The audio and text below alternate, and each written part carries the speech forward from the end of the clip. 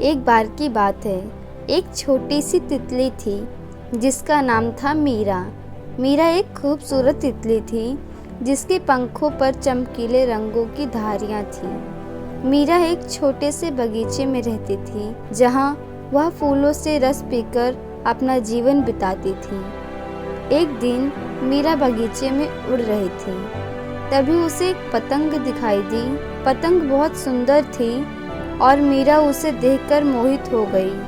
पतंग आसमान में ऊंची ऊंची उड़ रही थी और मीरा उसे लेने के लिए फौरन ही उड़ना चाहती थी।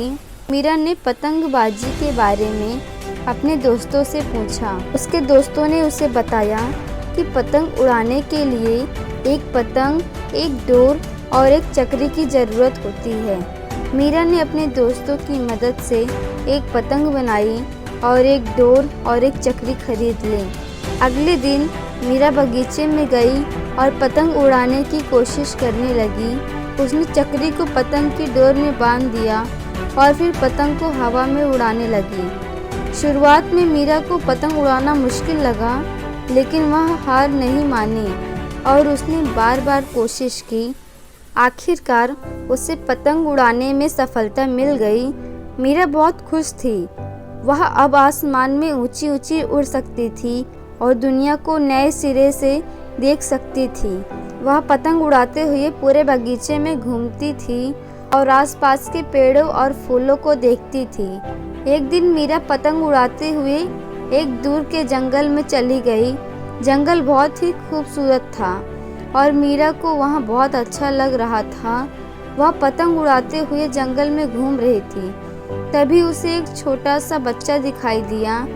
बच्चा रो रहा था और उसकी पतंग ज़मीन पर गिर गई थी। मीरा ने बच्चे की पतंग उठाई और उसे वापस दे दी।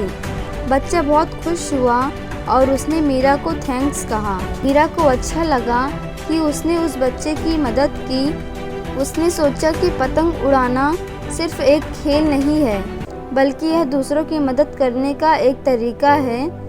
मीरा ने पतंग उड़ाना जारी रखा और वह एक बेहतरीन पतंगबाज बन गई।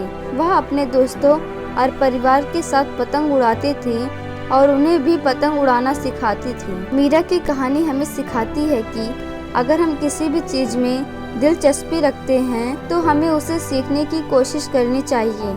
अगर हम मेहनत करते हैं तो हम किसी भी चीज़ में सफल हो सकते हैं।